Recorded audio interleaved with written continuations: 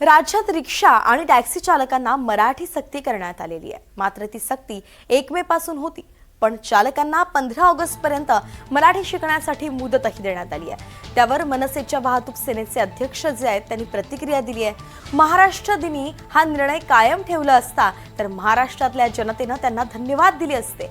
मात्र प्रताप सरनाईक यांनी आजचा निर्णय जो घेतलाय तो महाराष्ट्र दिनाचा अपमान केलेला आहे अशी टीका संजय नाईक यांनी केली आहे। तर मराठी प्रशिक्षणाचे व्हिडिओ रेकॉर्डिंग व्हावे अशी मागणी देखील त्यांनी केलेली आहे। त्यांच्यासोबत बातचीत केली आहे आमचे प्रतिनिधी अक्षय कुडकीलवार यांनी। पाहूया। 1 मे पासून मराठी भाषा आली नाही तर जी परिवहन विभागाच्या माध्यमातून रिक्षा चालकांवर कारवाई होणार होती, हा कारवाईचा निर्णय अखेर परिवहन विभागाने मागे घेतला आहे। आपल्या सोबत याविषयी बोलण्यासाठी महाराष्ट्र नवनिर्माण सेनेचे नेते आणि महाराष्ट्र नवनिर्माण वाहतूक सेनेचे अध्यक्ष संजय नाईक आहे। नाईक साहेब, आज सरकारने घेतलेल्या या निर्णयाकडे कसं बघता आणि मराठी लोकांच्या रेट्यासमोर हे सरकार झुकलंय का?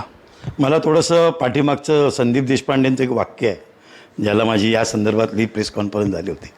त्याला ते बोलले होते की प्रताप सरनाईकांबद्दल, झोपी गेलेला कुंभकर्ण जागा झाला।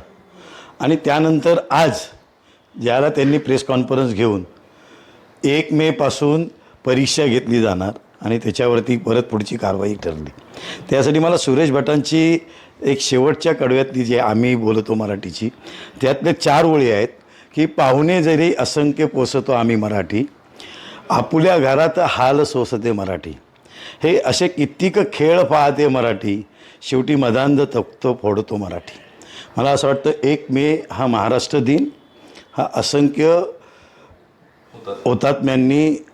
हुतात्मे होऊन त्यांनी दिलेला हा महाराष्ट्र, बलिदानातून दिलेला महाराष्ट्र, त्या दिवशी खरं म्हणजे जर प्रताप सरनाईकांनी सुरू केलं असतं तर कदाचित महाराष्ट्राच्या जनतेने त्यांना धन्यवाद दिले होते। परंतु हा महाराष्ट्र दिनाचा त्या दिवशी त्यांनी केलेला आज हा अपमान आहे, हे माझं स्वतःचं स्पष्ट मत आहे।